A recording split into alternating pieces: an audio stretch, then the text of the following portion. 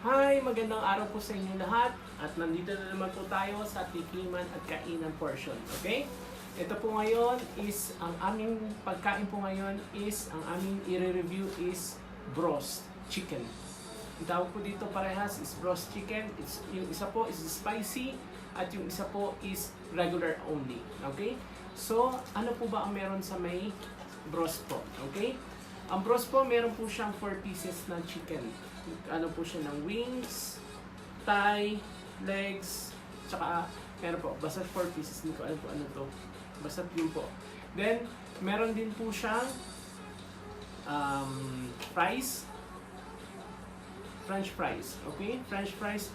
At tsaka meron po siyang kasamang kubos. Okay? Ang tawag po dito is kubos. Yung mga nagtatrabaho po or nandito sa may Middle East, alam po nila kung ano yung kubos ko. So, this one, ang tawag po dito is kubos. At meron po kaming garlic sauce. Ito po yun garlic sauce. Tapos po to is combination ng ketchup tsaka ng mayo.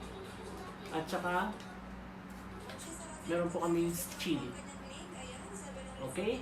So ngayon, i-review namin kung gaano kasarap or talaga bang masarap ito at talaga bang maanghang ang broast na to. Okay? So, ito po ang i-ano natin kubos po. So, ngayon po is magkukubos po kami, di ba?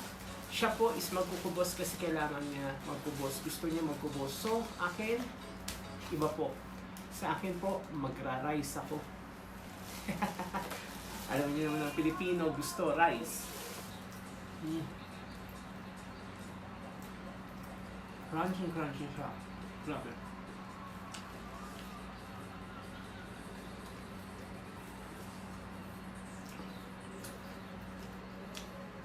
Sarap. Tapos minsan ihalo mo pa yung sauce sa kanin.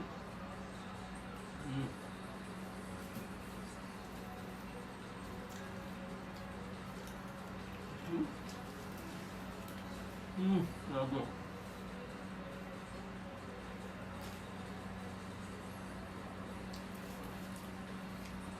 Sarap na.